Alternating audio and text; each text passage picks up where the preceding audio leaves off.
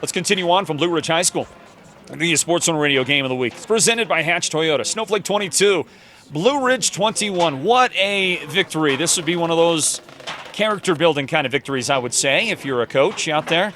A big win for the Snowflake Lobos today to stay undefeated, 3-0. And the offensive coordinator joins us now, Trevor Reddick, guy who made some pretty good calls out there, especially that call on the screen pass to Taryn Green, who proved to Coach Reddick that he's got breakaway speed. He demonstrated that today. Coach Reddick, congratulations. Hey, thanks, Floyd. Thanks for having me on. I appreciate it.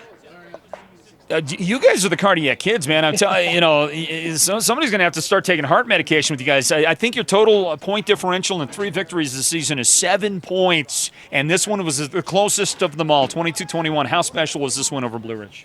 Super special. I mean, this has been on our calendar for a little while. We knew coming into the season that our first 3 games, and I mean our whole schedules is pretty rough. We don't get a week off. I mean, we're playing the top teams in the state through and through every week, and man, it's hard to come here and win a football game. And we came in here and we snuck one out. Well, you're the offensive coordinator. You're the guy tasked with making the play calls at the right time, and it worked out pretty well for you and the team, you and the guys. You were down 11 points in the second half. 11 points to a very good football team that knows a few things about winning football games. They know how to manage the clock. They know how to take care of business and play in front. And yet you came back from 11 points down. Talk about what it took. Talk about maybe some behind the scenes, the discussions that are happening with the coaches, the decision making in those final moments to come back and get a win.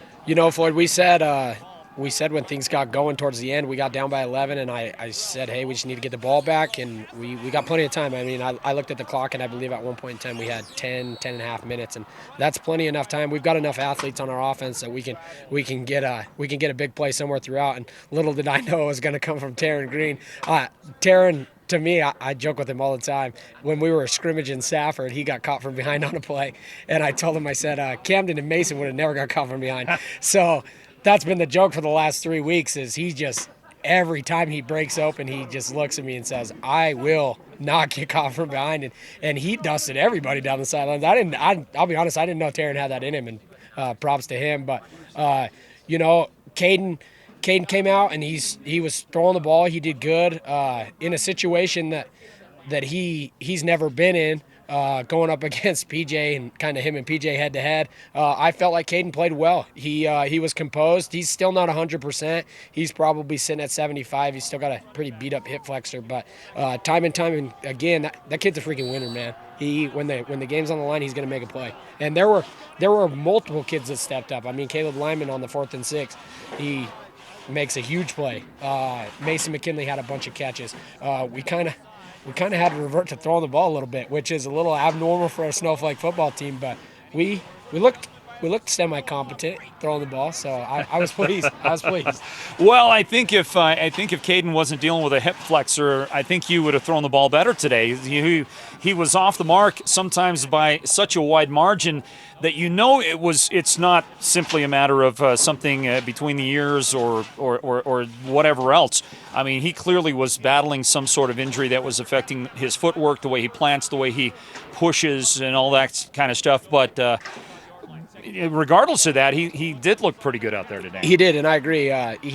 He made throws when he needed to make throws, and that's bad on my part because he probably ran the ball the most. I mean, the kid's hurt twice as many times as anybody else. That's tough. I mean, when we would go to trips, we go to a 2x2 spread. I liked the look that we would get in the box with him, and I mean, they're them up front defensively. Blue Ridge is a stout football team. They're good up front. And their linebackers. I feel like we had this conversation last year twice. Their middle backers are insane. Their whole defense. They're good. They're a really good football team.